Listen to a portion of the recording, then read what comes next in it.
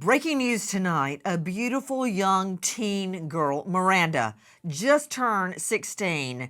We now know from search warrant affidavits and returns, this little girl actually dies gagging on a pool ball forced into her mouth, her head wrapped mummy style with kitchen saran wrap. And then after this child's body is dismembered, the perps leaving blood and human tissue up on the side of a house. They didn't even take a water hose, for Pete's sake, to clean off this child's blood. These two go out to celebrate with Popeyes and putt-putt after dismembering her with a chainsaw. Good evening. I'm Nancy Grace. This is Crime Stories. Thank you for being with us. Records reveal gruesome new details about the 16-year-old Florida teen's murder. Defendants allegedly ate Popeyes and played mini-golf before incinerating Miranda Corsette's body. It all starts here when last week we obtained exclusive video of the co-defendants. Here he is, Gress, we believe, taking the teen girl's body out to his vehicle. Just sauntering along without a care in the world, not worried if he would be seen, nothing. He tucks the body into his vehicle, checks everything is just right, nothing hanging out, slams the trunk with the child's body in the car, and saunters back in. Little did he know that his upstairs residence, this is a duplex, had her Ring camera going the entire time, and we got it. It's all caught on video. This and more. He's not even worried. This, as we learn, he and Beelzebub, the minion from hell, Satan's assistant, forced a pool ball into this child's mouth, then wrapped her head, mummy style, in saran wrap until she died. In the last hours, we obtain more video and we enhance it, NASA style, to determine what exactly was being said at one juncture. I want you to see the video that we have enhanced. A neighbor comes from across the street, and we hear her say the words, we hear Gress stating about the little girl, quote, "This punk stole my ring right here. The ate all the food in the kitchen." He's talking about a little girl. The neighbor says, "The girl in the corner?" Yeah, what other girl? And Gress says, "Yeah." She says, "That's her body?" "Yeah." Neighbor says, "Damn." Listen. Stole my ring right here, man. Got my ring here. She ate my ring. She ate our food in my shit. The girl in the corner? Yeah. That's her body? Yeah. She ate it. What is wrong with these people? I'm going to leave that to a jury. Thank goodness I got a shrink. But the shrink is joining us in about 1 minute. But first, I want to go to Dan Sullivan joining us, writer for Tampa Bay Times at tampabay.com, who obtained a lot of this affidavit and search warrant material. Dan Sullivan, did you just see the video? The neighbor just saunters over and goes, "What? That's her body?" And Gress says, "Yeah." And all she says is, "What is wrong with this woman?"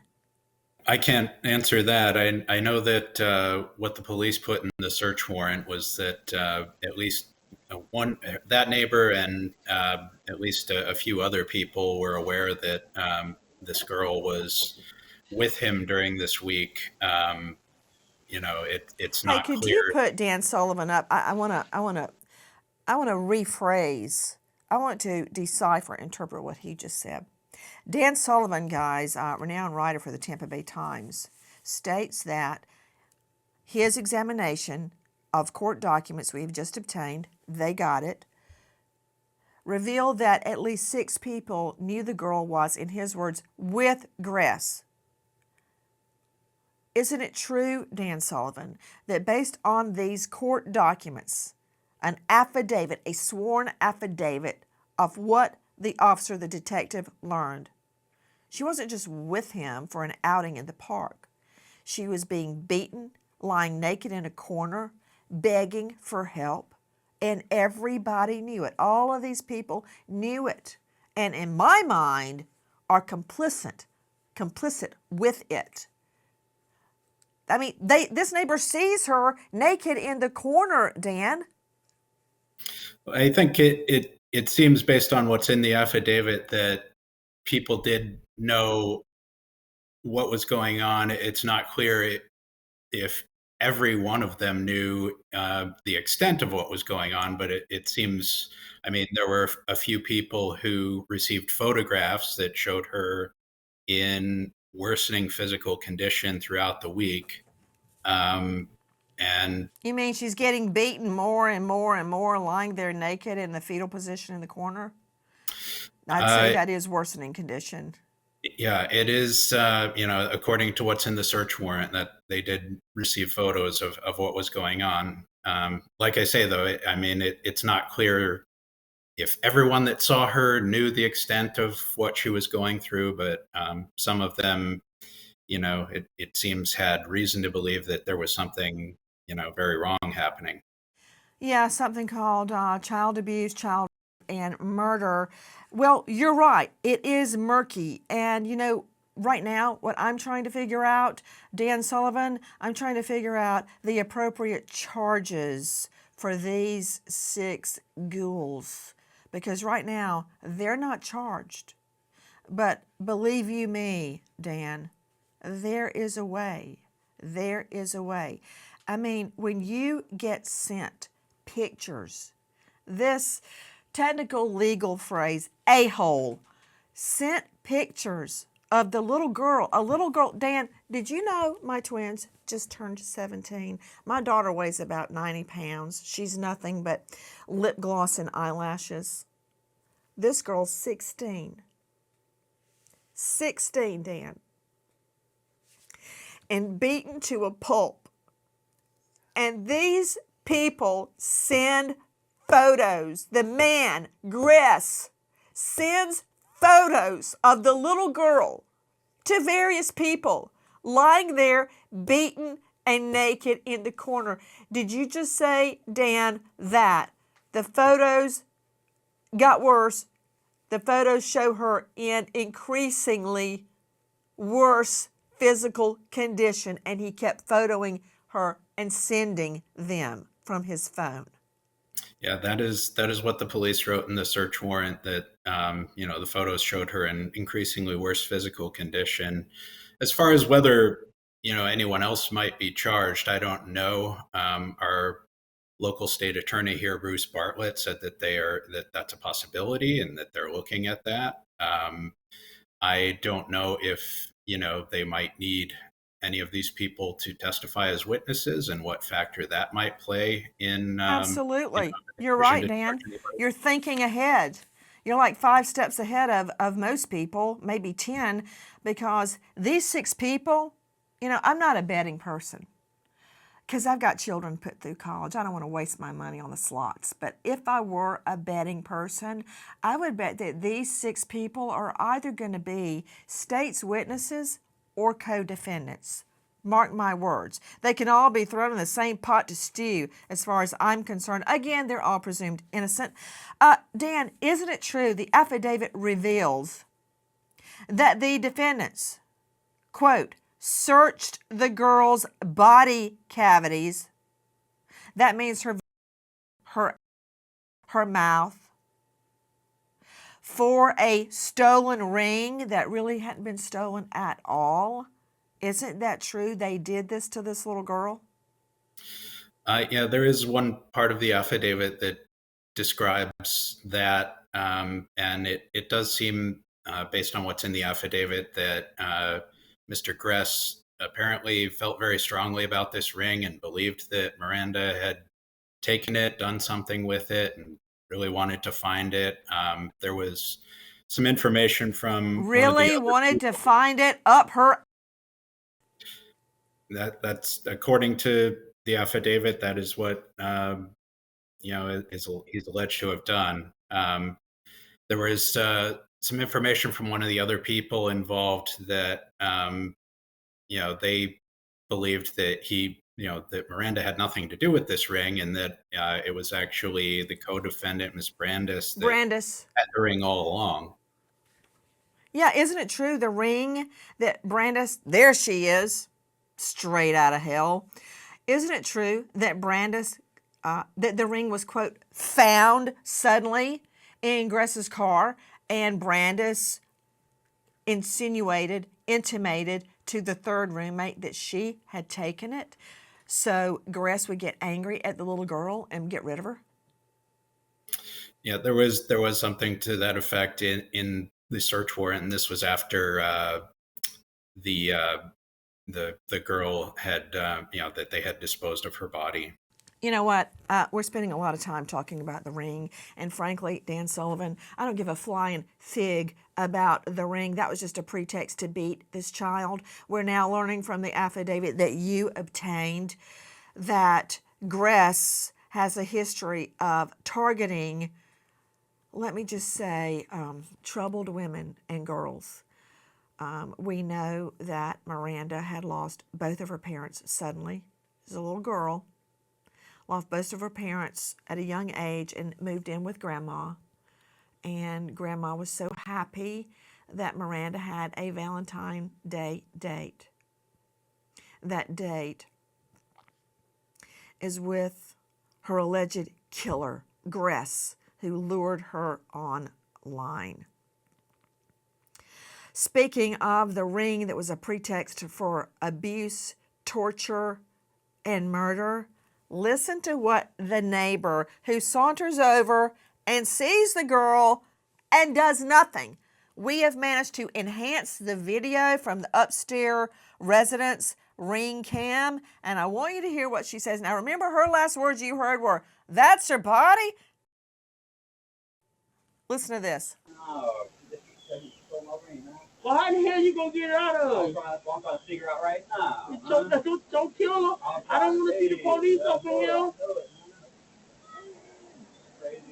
Why you at the ring, honey? Instead of just getting it to her. The neighbor sees what's happening. The neighbor sees the little girl balled up in a corner crying. And you hear Gress say, "She stole my ring." And neighbor, "How the hell are you going to get her out of here?" Gress, "Well, that's what I'm trying to figure out right now." And the neighbor says, "Don't kill her. I don't want to see the police up here." So she doesn't want them to kill the little girl because she doesn't want the police around. Wonder why? I think I know. The affidavit does it not, Dan Sullivan, refer to the neighbor as having sold pot to Gress in the past. That's correct. There is a portion of the affidavit where I believe that it says that I guess she came over to exchange in a drug transaction with him. We're not sure that this is the same neighbor, but we do know that this neighbor that actually talks to Miranda lying there dying, she does not want the police, quote, up in here. Then the neighbor says, "Where you got the ring, honey? You could have just given it to him." It's not over yet. There is more from the neighbor, and we've been able to enhance the video and the sound. Just the nature of this neighbor. She sees the girl lying there naked, dying, and starts quizzing her about a ring. Listen. You don't kill nobody, you and Michelle. I don't want to see the police so he'll take y'all to jail. How could a beautiful young first grade teacher be stabbed 20 times, including in the back, allegedly die of suicide? Yes, that was the medical examiner's official ruling After a closed-door meeting, he first named it a homicide. Why? What happened to Ellen Greenberg? A huge American miscarriage of justice. For an in-depth look at the facts, see What Happened to Ellen on Amazon. All proceeds to the National Center for Missing and Exploited Children. Joining us now is a special guest. It's Dave Horton, the landlord at the Gress home, now believed to be murder scene. Mr. Horton, thank you for being with us. Oh, no problem. Mr. Horton, on the outside, your place looks, perfect. Oh, thank you. Well manicured, painted, the works, but on the inside, it turns into a house of horrors for this little 16-year-old girl. Now, you just evicted Gress in the last hours. Explain to me what you discovered inside the murder scene. Oh, I couldn't believe it. The place we had the inside fixed up just as nice. I spent a lot of time and money over there. And it was just unbelievable. The damage that was in the kitchen and her bedroom, I had to evict them because there was rabbit feces everywhere in her room, all over the place. And we cleaned that up, yesterday. And we got into a corner there and opened up a box, and we seen a bunch of broken crystal meth pipes, a bunch of lighters, and the little bag of meth. We threw that in the bottom of the garbage, took it out, and the garbage man took that away yesterday. It was just unbelievable, So, You evicted the residents. Why? the eviction was due to non-payment of rent. We wanted to get him out of there. And, honestly, I started to evict him several years ago on a termination when he shot the window out of my kitchen with a BB gun. He had a BB hole in there. And, he ended up showing up at my house. And I don't know now if it was if he was threatening me or if he was just trying to plead like, he would put on the nice guy face, I'll do anything. Oh, my God, I'm so sorry I did that. And I'll behave. It'll never happen again. Well, it happened again, Dave Horton, you just said something I find very, very probative, because many people, and myself included, wonder what attracted these women to this perv, because he could put on, as you said, the nice guy face. Yes, he could. And I think he did that with the police too. They came out, no need to go inside the apartment. That was the Friday before. When you went in the home to clean it out for the eviction, did you see any evidence that a teen girl had been held hostage there and murdered, only later to be dismembered? No, there was no evidence whatsoever there, really. The place was just a complete, just like a bomb went off in there. You didn't know what happened.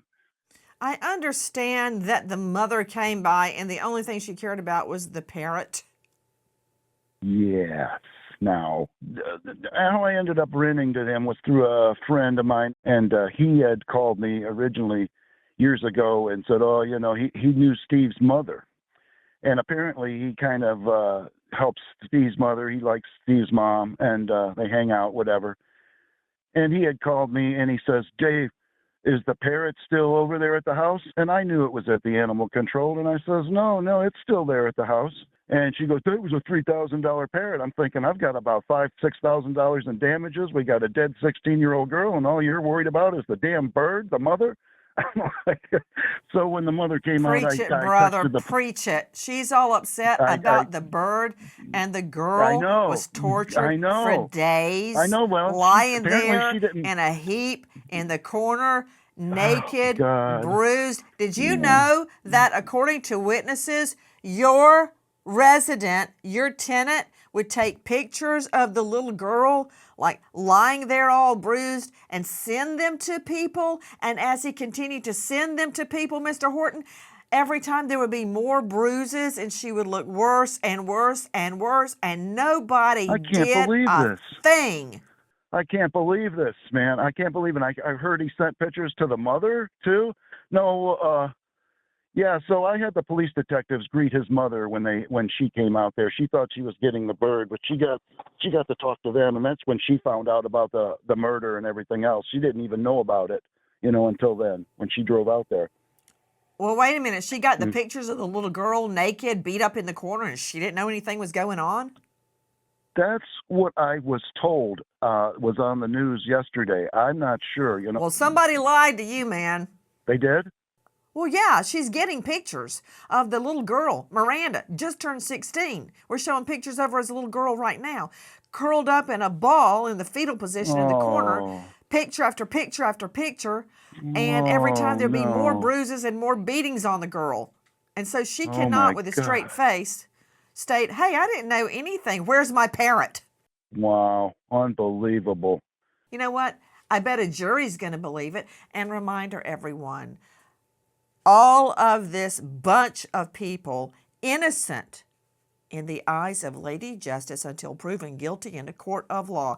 Dave Horton, I bet you've got some stories to tell. Joining us, Dave Horton, landlord at defendant's home. He shared with two other women who, by their own words, were there and watched one of them allegedly participating in the brutal, brutal torture of a little girl ultimately murdered.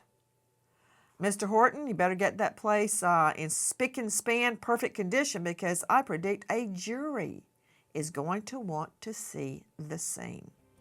Thank you, sir. Okay.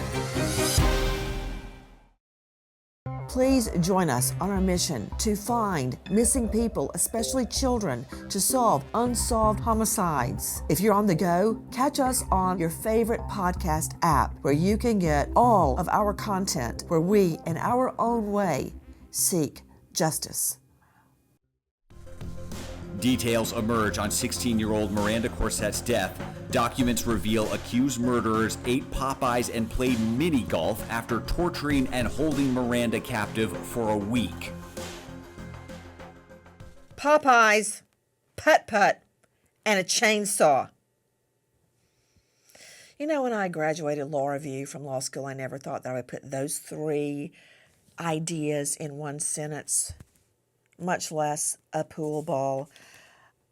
To Anna Sonoda joining me, child sex abuse grooming expert, social worker, author of Duck, Duck, Groom. The backdrop of what we're talking about right now is that the grandma was so happy that Miranda was going to have a Valentine's date, right, with Gress, a devil from hell. What's your message? I want every parent listening to know that children are actually following our lead. They're using dating apps. The average 13 to 17-year-old, 11% of those kids in that age group are on dating apps. We're talking Tinder, OkCupid, Match.com, Bumble, and we have to throw in Instagram, because children are using Instagram as a dating tool. And every parent, my tip is pay attention to all online activity. Discuss the risk factors of meeting people online. And we need better, more robust age verifications. Just like minors are misrepresenting themselves, so are adults. You really think a minor, a child, is, what do you mean by more robust age verifications? If they want to get on Tinder or Grindr, they're going to. Do you really think a child that wants to get on a dating app is going to go, I better not lie, I better not check that box? Of course they're going to check the box that they're 21 or older. You're absolutely right, Nancy. What we've done is we've modeled to children that it's perfectly acceptable to use dating apps to meet people. And as a result, the world is open to them. Predators know this, and they are the ones who are winning. They have a direct path to access minors, children who are vulnerable, children who want affection, want attention, are seeking love. This poor young child Well, hold on. Miranda. I agree with everything you're saying, Anna Sonoda, except I don't know that there's so much seeking love as an adult would describe it, but I think they're seeking acceptance that they may not be getting at school or in their world, and they're seeking friends. I mean, look at Miranda. She was 15 at the get-go. This little girl right there with her little critter. Both parents die suddenly. She's now living with grandma. She wants that dream she sees on TV with the boyfriend taking her out and having fun, going places. This is what she got, Anna. She got one of these crammed into her mouth, then her head wrapped in cellophane, which I'm about to get to.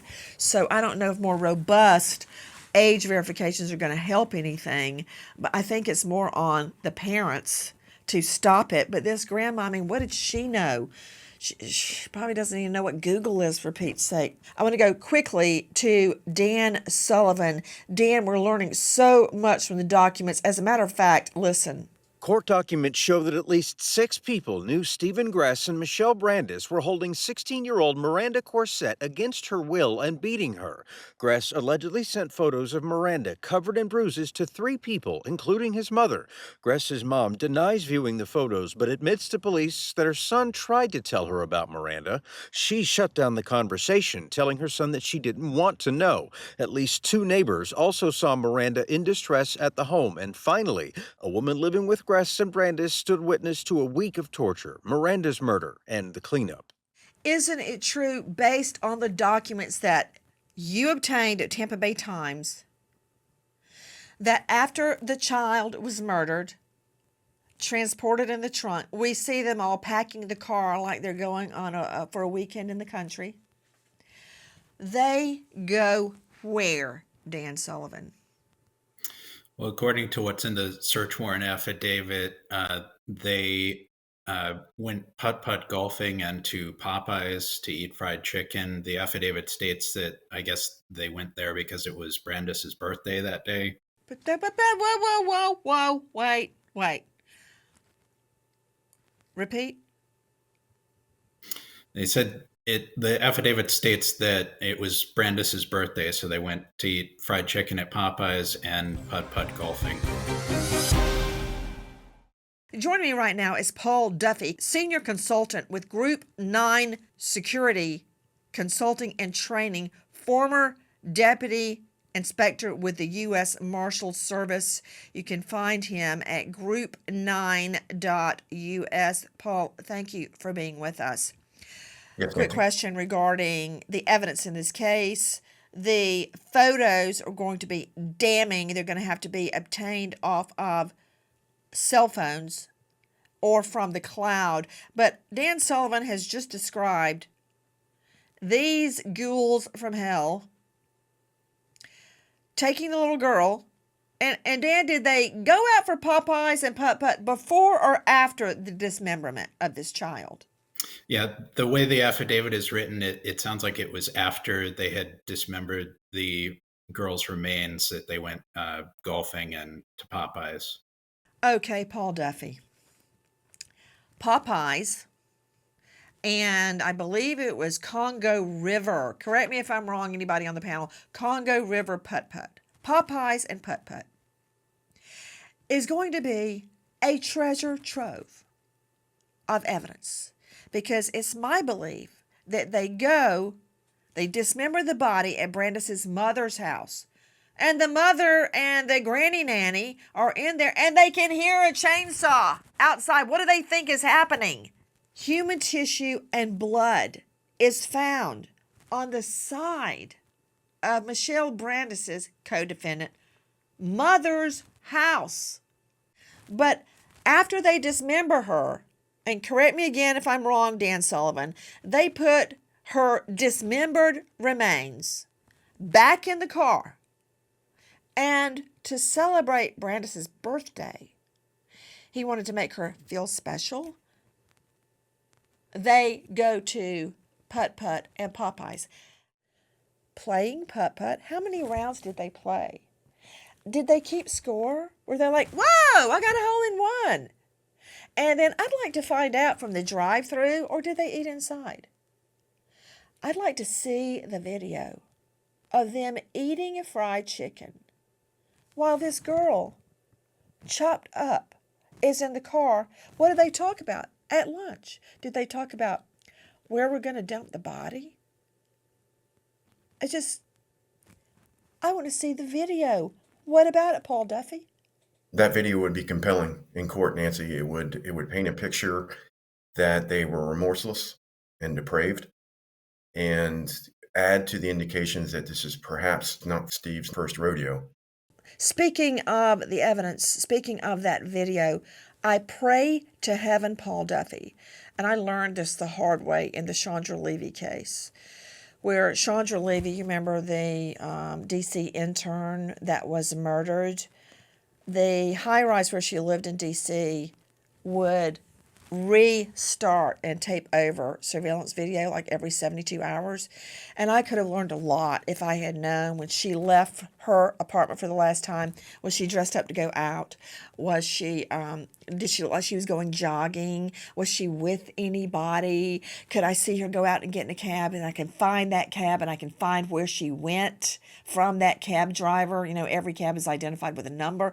But no, they re-racked it every 72 hours, so all that evidence was lost. I pray to heaven that Popeyes and Congo River Putt Putt doesn't do the same thing.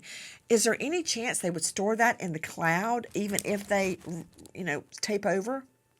All security systems aren't equal, Nancy. It all depends on what the business invested in their security system.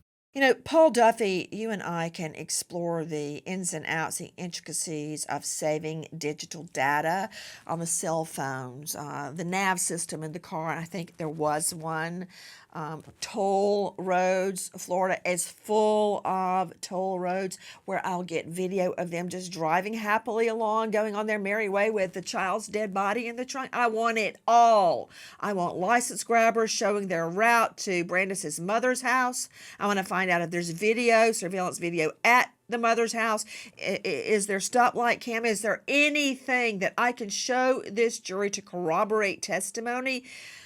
I want all that digital data, every bit of it. But what is very powerful is the Ring camera from the upstairs residence home. And I would have this neighbor on the hot seat explaining to her what accessory after the fact means. And this is why. Listen. Stole my ring right here, man. Got my ring here. Ate my ring. Ate a food in my shit. The girl in the corner? Yeah. That's from Bobby? Yeah. Hey. The neighbor says Miranda stayed at the home for several days with no issues until Gress woke up to find he's missing a ring given to him by a friend. She says Gress accused Miranda of stealing it and flew into a rage when she only trembled in fear at his accusation. After 2 days of brutal beatings, Brandis sneakily shows her roommate that she has the ring, hiding it from Gress. The woman believes Brandis took the ring to provoke Gress into hurting Miranda. Okay, so the female roommate turned murder co-defendant, Michelle Brandis, had the ring all along. Okay, to Dan Sullivan, isn't it true? Dan joining us from Tampa Bay Times, who's cracked this case wide open. Isn't it true that Gress says it was Brandis, after he shoved the pool ball in the little girl's mouth as she's tied up naked, I guess, on a chair, that Brandis wrapped her head in saran wrap? And he said, don't cover her nose.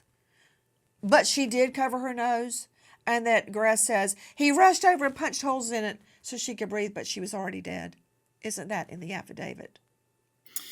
Yeah, I believe, according to the other witness, she said that Brandis actually put the pool ball in Miranda's mouth and then was wrapping her head in saran wrap.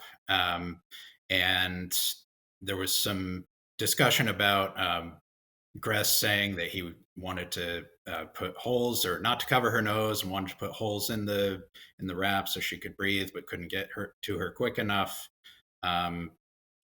It's there was Right. some So that in let me the up-to-date understand something. Andrea Lewis joining me, veteran trial lawyer, partner at Cersei Law Firm, Palm Beach, former felony prosecutor. Andrea, you're not a prosecutor anymore. You're on the other side.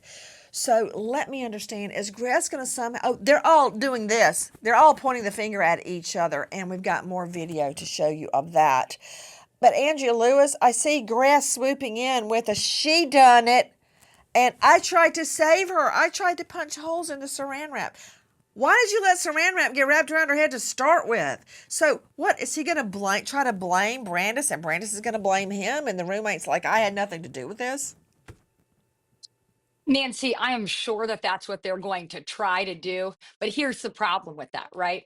We have this man that went online and actually found this child, enticed her into coming over to his home for nefarious. We know he had nefarious motives. We know that they were sexually motivated. He's the one who brought her over there. This is his house of horrors that we know that there were crimes being committed inside there. This man is evil at his core. And it's going to be very difficult, if not impossible, for him to direct all of the guilt here onto his co-defendant. Now, he is not going to be able to escape unfazed here, in my opinion. So, Andrea, what would the defense be? Well, the defense in this case has got to be, it wasn't me. It was my co-defendant. It was somebody else. And I think what they're going to try to do here is that we know that the death penalty is going to be on the table, as it should be. So I think given all of the evidence in this case and the video, it's going to be overwhelming. Their best bet is going to try to be just to plea this case out to something less. Okay, yeah, well, if the DP is on the table, I don't see a plea happening.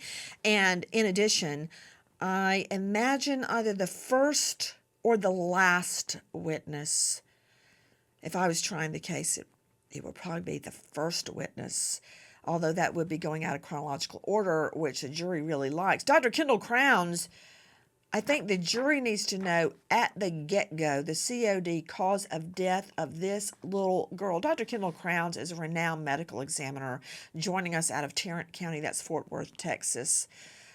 He is launching a new podcast in a week. April 14, Mayhem in the Morgue. He is an esteemed lecturer at Burnett School of Medicine at TCU. Dr. Kendall Crowns, what would be, after all of this, what would be the COD? Could it be the beatings? Is there internal bleeding? And she bled out on the inside? Did she die of asphyxiation from the pool ball gag in her mouth? Or was it the saran wrap taken right out of the kitchen drawer and wrapped around this child's head? Well, how do I determine, with all of that happening to this little girl, Miranda, what is the COD? Plus, she was dismembered. We don't have a body. But in your expertise, Dr. Crowns, what would be the COD? Based on all the information we have, that she's beaten, she's gagged, saran wrap put around her face, to me, it'd be more likely than not a suffocation. With the gag being put in her mouth and then the saran wrap covering her head, she wouldn't be able to get oxygen in, and she would basically suffocate from lack of oxygen. Now, was the beatings bad enough? You have a progression of the beatings seen in the pictures of her having multiple bruises over time. So I don't think the beatings were actually bad enough to have killed her. I think that was more of a torture method. And their final thing that killed her was actually shoving the pool ball in her mouth and putting saran wrap over her head. So I feel cause of death would be asphyxiation or suffocation, manner of death, homicide. Dan Sullivan, it's a no body case. We don't have a body. The body's very likely been incinerated. So that's a problem. But I don't believe the defendant should get a gold star or an A+ because they managed to get rid of the body. What do you foresee happening? Do you believe the 6 ghouls that knew this child was being tortured and killed and sat by him. And they actually heard the chainsaw outside as this child was being dismembered. And nobody did a thing. Nothing. Do you expect charges of accessory after the fact? Well, it's hard for me to answer that. Not being a lawyer, I think there's a possibility, and our local state attorney has said that they're looking at whether anybody else could face charges. But again, it's also possible that they will need these people as witnesses, so that could influence any decision about other charges.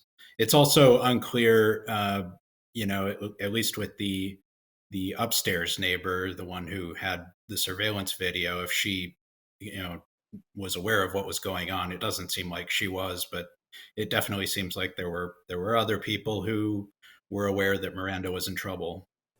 Right, I agree. The upstairs neighbor was very, very cooperative and very distraught when we spoke to her, and she gave us all of that video.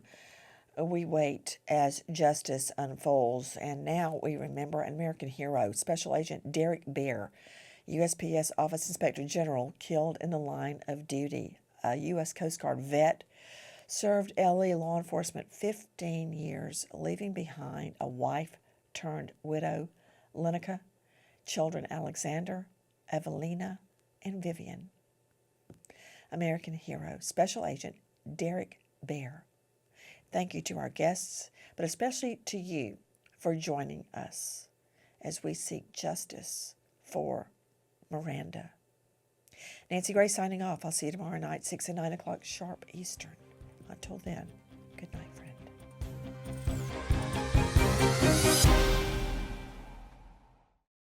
Please join us on our mission to find missing people, especially children, to solve unsolved homicides. If you're on the go, catch us on your favorite podcast app where you can get all of our content where we, in our own way, seek justice.